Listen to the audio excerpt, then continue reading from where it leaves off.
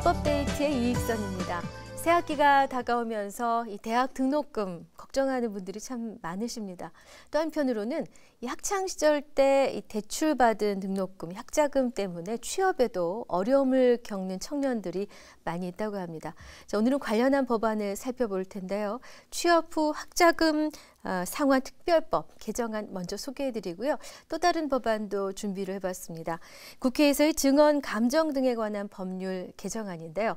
이 두 개정안을 대표 발의하셨습니다. 새누리당 이상일 의원 모셨습니다. 의원님 어서 오십시오. 네, 반갑습니다. 예, 반갑습니다. 의원님께서는 2015년이 되면서 이 국회 공직자윤리위원회 부위원장으로 위촉이 되셨습니다. 네. 소감 한 말씀 해주셔야죠. 그 윤리위원회라서 네. 윤리적으로 제가 자격이 있는지 모르겠습니다. 우리 의원님들 보다 더 윤리적으로 활동하길 바라고 그런 맥락에서 열심히 활동하겠습니다. 이 의원들의 재산 또 우리 국회 고위공직자들의 이 재산 문제를 검증하고 신고하는 과정에서 저희들이 윤리적으로 하자가 없는지 이런 거를 따지는 그 위원회입니다. 그러시군요. 또 많은 활약을 해주시기를 바라겠습니다. 네, 열심히 하겠습니다. 네, 자, 첫 번째 올해 그러니까 2015년 국회에 처음으로 등록된 법안인데요. 그 취업 후 학자금 상환 특별법 개정안이 1호 법안으로 제출됐더라고요. 네, 바삐 움직이셨는데 이 제안하시게 된 특별한 배경이 있으셨나요? 네, 현장에서 좀 불편한 점들이 많이 있어서 좀 개선하고자 했습니다. 그러니까 학교 다닐 때 학자금을 대출을 받아가지고 결국은 상환 의무를 지게 되는데 근로소득이 있으면 이제 상환 의무를 지게 되는데요. 그 현재는 그 근로소득을 이제 얻는 채무자가 직접 상환할 수는 없게 돼 있고 그 의무 상환액을 원천 공제해주는 사업자가 상환하도록 돼 있습니다. 그러니까 사업자 입장에서는 좀 불편한 점이 있는 게 사업자들이 신고를 해야 되고 또 상환을 하면서 이제 그 상환에 따른 처리도 서류 작업도 해야 되고 이렇게 되는데 실수를 하게 되면 채무자가 상환 못하게 되는 문제가 생겨서 채무자도 좀 당혹스럽고 또 사업자들에게는 과태료가 부과되기 때문에 사업자들은 여러 가지로 좀 번거로운 면이 있어서 이 상환의 길을 사업자가 상환할 수 있도록 하고 또 한편으로 채무자도 직접 상환할 수 있도록 길을 두 길로 열어주는 내용의 법안입니다. 그렇군요. 그러면 지금은 예를 들어서 제가 빚을 지고 사회생활을 시작했으면 저를 고용하고 있는 고용주가 그 복잡한 일을 감당해야 했습니까? 네, 그렇습니다. 그래서 이 관계 회계부서에서 다 서류 작업을 해야 되는데 실수로 누락할 경우는 서로 곤혹스러운 일이 생길 수 있습니다. 아하. 그냥 말씀만 들어도 이거 조금 불합리하다라는 생각이 언뜻 들었는데 이런 허점이 있었네요. 그 현행 든든 학자금 대출 제도라는 제도가 있던데 이건 어떤 제도입니까? 그 ICL 제도는 2010년에 도입된 제도인데 과거에는 학자금을 대출 받아가지고 학업을 마치고 났는데 취업을 못하는 경우도 꽤 있지 않습니까?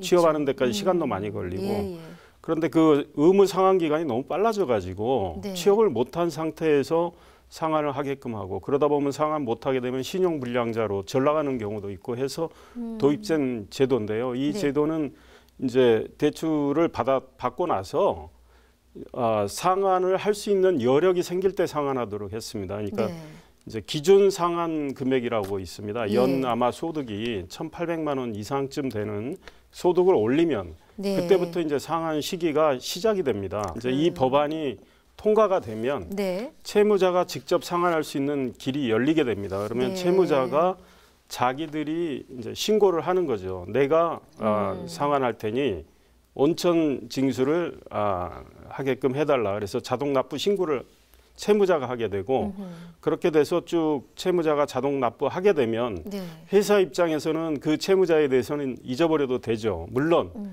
채무자가 납부를 이제 쭉 하다가 이제 여력이 안 돼서 못하게 된다 할 때 상환 의무는 법상 사업체에 그대로 뒀습니다. 그러니까 원천 공제 의무는 사업자에게 그대로 뒀기 때문에 사업자가 상환을 해야 되는 법안입니다. 근데 왜 애초에 만들 때 사업자가 갚도록 했을까요?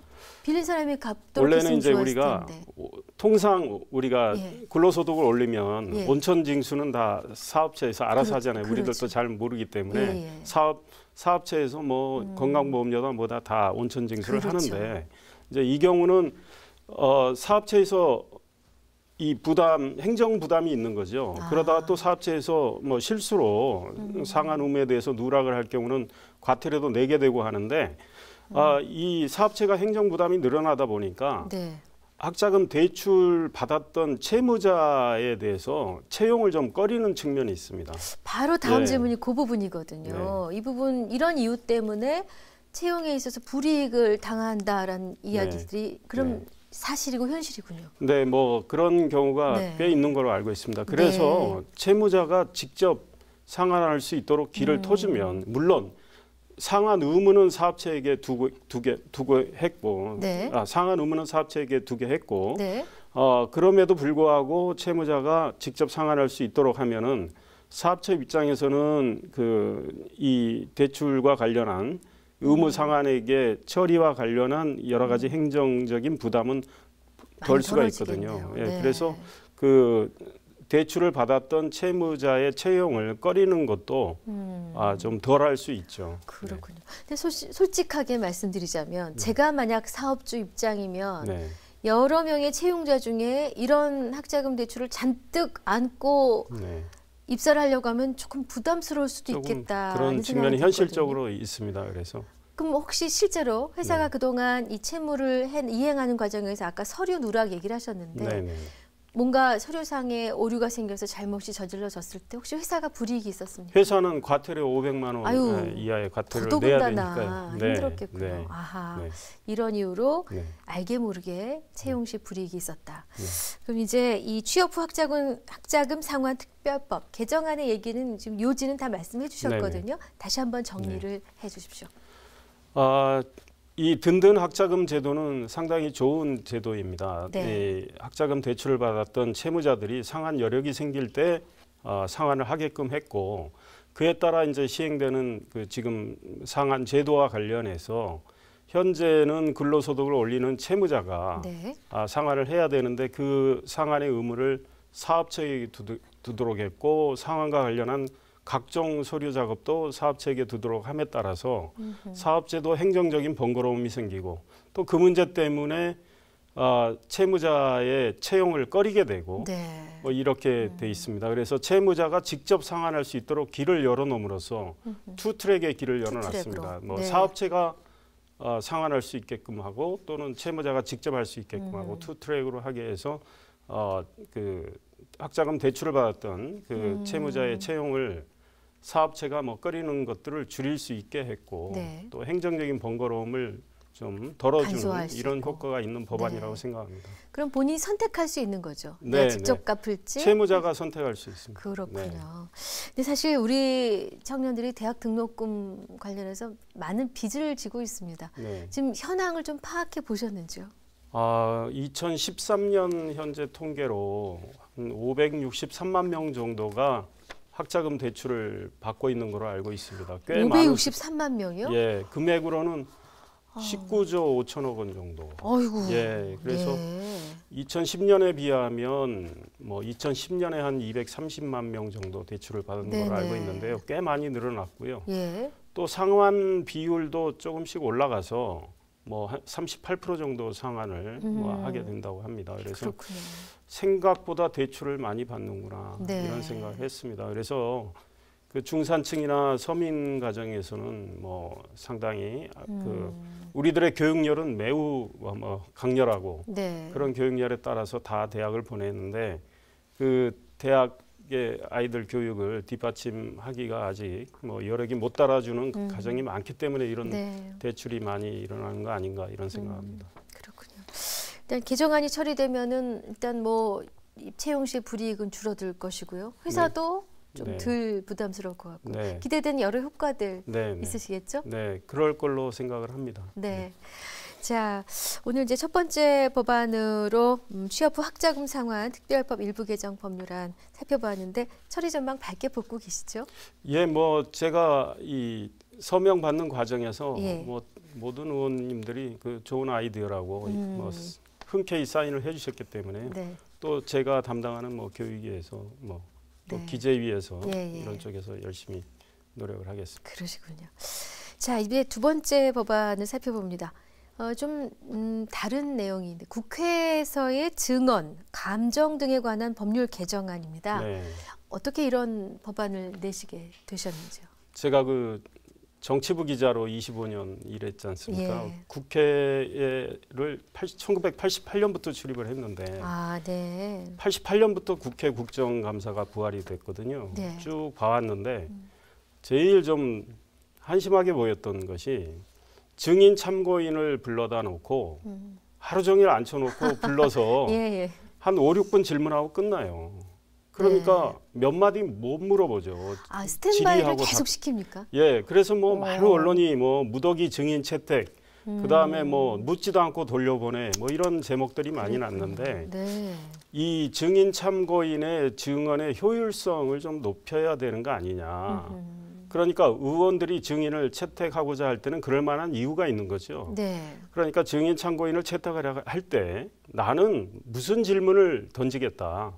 구체적으로 질문서를 미리 주고 그분들이 서면 답변을 의무적으로 내도록 해서 서면 답변 내용이 충실하면 굳이 국감장에 안 불러도 된다. 만약에 그래도 부실하면 그날 불러서 부실한 대목, 궁금한 대목만 물어보면 되지 않을까라는 생각을 했습니다. 왜냐하면 의원 한 명당 통상 7분 정도의 질의 시간이 주어지는데요.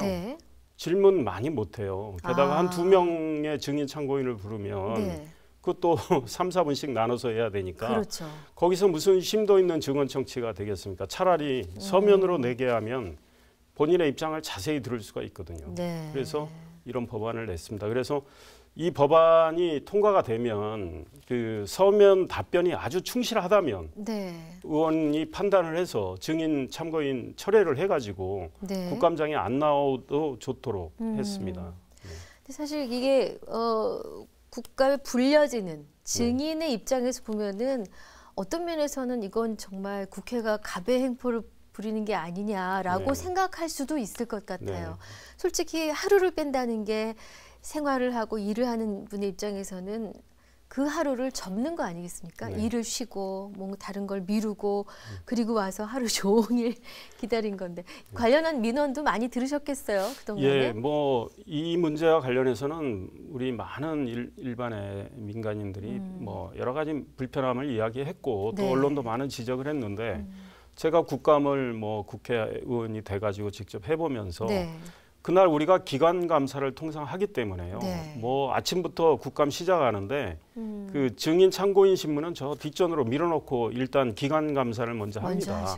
그러니까 이제 증인 참고인들은 많이 기다리게 되고 또 불러서 왔는데 자기가 부른 의원도 질의 안 하는 경우가 있어요. 그러니까 그러면 그분들한테는 굉장히 죄송스럽죠. 그러니까 내실 있게 하려면 미리 질문지를 주고 답변을 구체적으로 받으면 되지 않을까 생각하고요. 진짜 필요한 증인들만 불러서 따지면 되지 않을까 이런 생각을 합니다. 그리고 증언으로서의 어떤 증거 능력 면에서도 구술보다 그 서면 작성을 하면 더 신중하게 해서 더 두고두고 문제 없는 개인이 봤을 때도 그런 자료가 남게 되지 않을까 싶으네요. 맞습니다. 제가 실제로 지난해 국감 때 한번 해봤습니다. 이 법안을 내고 나서 그 모 대학 총장과 이사장 두 분이 서로 싸우고 학내 분교가 큰데요. 그 양측에 다 질의서를 보냈어요. 이제 똑같은 문제에 대해서 10가지 질문을 보냈습니다. 그러니까 똑같은 질문을 보냈습니다. 그래서 왜 그랬느냐? 서로 입장이 얼마나 다른가를 알기 위해서. 그랬더니 완전히 상반된 질문이 왔는데 답변이 왔는데 제가 답변을 구체적으로 주면 증인을 철회할 수 있다 했습니다. 그랬더니 진짜 그분들 입장에서 성의 있게 보내왔어요. 그런데 입장은 완전히 갈렸습니다. 그거를 제가 수사기관인도 아닌 제가 수사권이 없는 제가 판단할 수가 없더라고요. 그러면은 제가 생각을 해봤어요. 국감장에 불렀다. 이분들 전혀 상반된 입장을 가진 분들이 국감장에서 이야기해봐야 얼마나 하겠습니까? 그렇죠. 그렇죠. 제가 주어진 7분 동안 그렇죠. 제가 받은 서면 답변보다 못할 거라고요. 그렇죠. 그래서 제가 네. 그 답변서를 이제 교육부로 줬고요. 네. 그분들한테는 증인 철회를 했습니다. 네. 왜냐하면 답변이 충실하다고 판단해서. 다만 어느 쪽 답변이 옳고 그른지는 제가 판단할 수가 없더라고요. 네. 네. 하긴 그런 분들 앞에 불러놓고 말씀 청해봤자 오히려 거기서 논쟁만 네. 하실 수도 있었을 네. 뻔했는데요. 네. 자, 이 국회에서의 증언 감정 등에 관한 법률 개정안 처리 전망은 어떻게 보십니까? 글쎄 많은 언론은 좋은 네. 법안이라고 했습니다. 그런데 이제 일부 좀 오해가 있는 게 뭐 야당 쪽에서 네. 야당 의원님들도 좋은 법안이라고 사인한 분들도 있지만 네. 이건 뭐 그냥 증인 참고인 좀 봐주려고 하는 거 아니냐. 근데 전혀 아니거든요. 네. 그 문제가 될 만한 그러니까 여야 입장에서 꼭 불러야 되겠다라는 증인 참고인은 아마 제가 이 법안을 만들어도 당연히 부를 겁니다. 네. 제가 증인 참고인을 부르지 말자는 게 아니거든요. 그러니까 증인 참고인을 채택할 때 질문지를 구체적으로 주고 서면 답변을 미리 다 받아봐라. 네. 그리고 답변을 검토해서 네. 그걸로 충분하다면 증인 철회해도 좋다라는 가능성을 열어놨지 네. 뭐 철회를 하라 의무화한 것도 아니고 그러니까 의지만 있으면 얼마든지 증인 참고인 부를 수 있기 때문에 네. 절대 봐주기 법안은 아니다.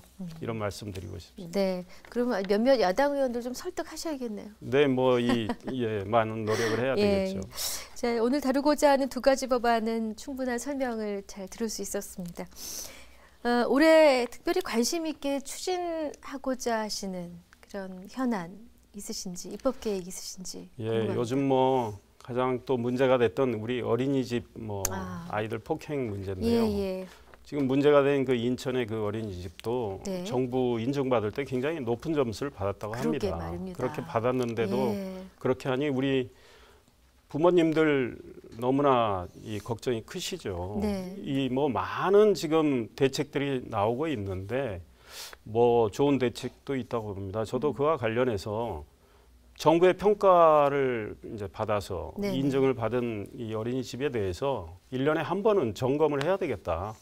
그래서 그 평가 결과가 나쁘면 인증 취소를 할 수 있도록 하는 내용의 법안. 네. 또 현재 이제 뭐 CCTV 설치 의무화도 논의가 되고 있는데 무엇보다 부모들 입장에서는 저 어린이집이 CCTV가 얼마나 설치돼 있고 어디에 돼 있는지 궁금해할 수도 있어요. 네. 그래서 그런 그 정보를 좀 더 알려주게끔 하는 내용의 법안 뭐 이런 거를 좀 담아서 제출하려고 하고 있습니다. 그렇군요. 지금 뭐 어린이집 사태가 일파만파 계속 번져가고 있어서 뭔가 뾰족한 해법이 있어야겠다라는 생각이 드던 차에 아이디어를 주셨습니다. 네. 이 보조교사가 좀 필요하지 않나 싶어요. 그래서 어린이집에 한 3개 반 정도의 보조교사 한 분 정도를 이렇게 두게 되면 아이들을 케어하는데 좀 더 그래서 그 보조교사 두는 거를 또 좀 의무화하도록 해서 그 내용도 들어가 있습니다. 사실 정말 그 선생님으로서의 최선을 역할을 다 해내고 계신 많은 선생님들 입장에서 보면은 굉장히 억울한 일들이 일어난 거고 굉장히 큰 수고를 하고 계시거든요. 도움이 좀 필요해 보입니다. 자, 끝으로 하나만 더 여쭤보겠습니다. 이제 그 지역구 활동을 위해서 또 준비도 하실 텐데 계획이 있으신지요? 저는 지역에서 지난 8개월 동안 일로 승부를 하겠다 이런 생각으로 꽤 많은 일을 했습니다. 용인을 당협위원장을 맡고 있는데요. 뭐 용인의 여러 가지 현안, 그동안 용인이 한 10년 동안 하려다 못했던 거, 뭐 이거를 제가 뭐 4개월 만에 한 적도 있고 또 지금 일부 지역은 많은 학생들이 지금 학생 과밀 현상이 있습니다. 인구가 이제 급속히 유입됨에 따라서 그래서 학교 신설이 필요한데 뭐 학교도 신설을 하도록 했고요. 또 아직은 과밀 현상인데 학교가 들어서야 되는데 학교가 지금 못 들어서고 있는데 그 부지에 행복주택 사업 승인이 떨어졌는데 그거 뭐 철회를 시키고 네.